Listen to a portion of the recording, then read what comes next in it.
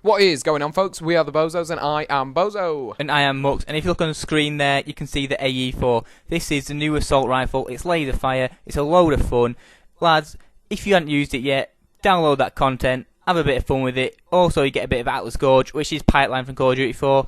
And what were you going to bring in your bows? I'm going to be bringing to you the AK-12. Now, this is probably, at the time of recording, let's say, this was my favourite weapon. The good thing about this is, it's a pretty simple gun, you know. It's not burst, it's not single fire, it's just your standard sort of run and gun, spray away kind of thing. Now, the good thing about it is it's reasonable from range, it's reasonable in close. It's just sort of, in my view, it's your middle-of-the-road type weapon where, you know, there's no problem with it, there's nothing bad about it. It's not extra special in any circumstances either, but it's just kind of good.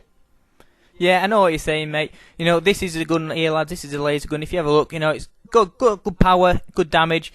The only issue with it is, lads, if you look at the iron sight, it's a great iron sight, but you just have to fire a bit over the iron because it doesn't actually shoot on the tip of it. So, you know, I mean, if you get used to it, it's all well and good. I'm personally using on this weapon the grip, the quick draw grip, and heatsink. Heatsink means that you can fire for longer without the gun overheating.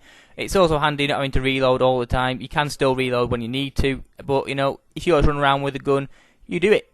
Yeah, absolutely. I can see that now. I'm looking at your screen here, Mux. Is there any sort of, like, power thing telling you... Oh, there it is at the bottom there. Yeah, I was just confused as to how you knew when you needed to reload or whatever, but I've fathomed it out now, viewers. If you were looking, feel free to rewind there, go back to when he was shooting, and some bars do build up in the bottom right-hand corner, which probably tell you when the gun is and isn't overheating. Now, one other quick thing that I just wanted to draw on before we get into the real content of the video is that, sort of, don't take this as us talking down to you as sort of, we're not like your semi-professional COD players like some of the big YouTubers out there are. I certainly, for one, am pretty poor at the game. Mux substantially better than I am. I'm not dreadful, probably average in and around a 1.1-ish KD, though potentially worse at this COD. But anyway, I'm getting off topic. What I wanted to say to you is, don't take this as us talking down to you. This is just us giving our views on what we think's good. By all means, disagree. Feel free to let us know as to why you disagree, what you think's the best, and, you know, this is just us giving you our opinions.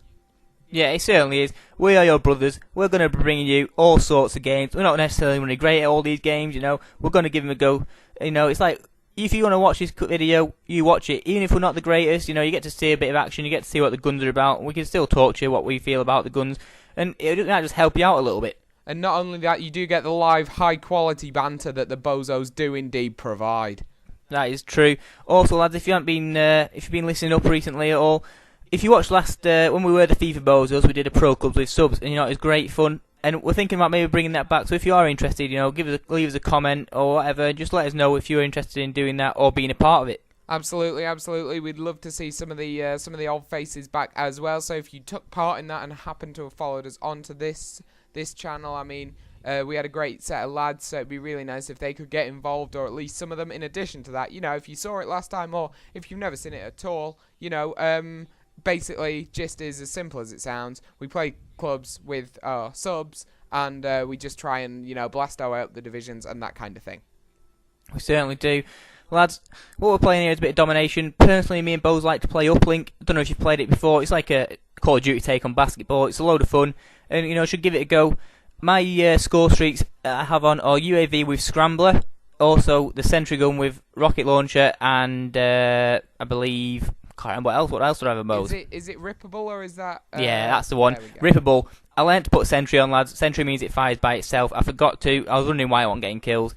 You want Sentry on it, really, because you want to be going out there with your gun getting the kills and letting that get the kills so you don't have to. Yeah. Oh, sorry, Mux, do carry on. It's alright, pal. It's alright. I didn't mean to cut you off there. I was just letting you know, lads, that you can only see 2 streaks there. I did put a third one on. I had the system hack with disable exosuits. I do this because if you're playing Uplink, it's a great hand to, you know, for them not to be able to sprint around and jump around everywhere. Absolutely. Just to reiterate what Mux said there, you know, if you've not played Uplink, I know it's obviously not one of the big famous sort of mainstream Call of Duty modes. It's one that I believe, and Mux will correct me in a minute if I'm wrong, that it is new this year, but it's a lot of fun. It's probably my favourite thing about this Call of Duty. It's quite an arcadey style game mode. I'm all about that kind of thing. It just adds a new dimension to COD that's not really been available before.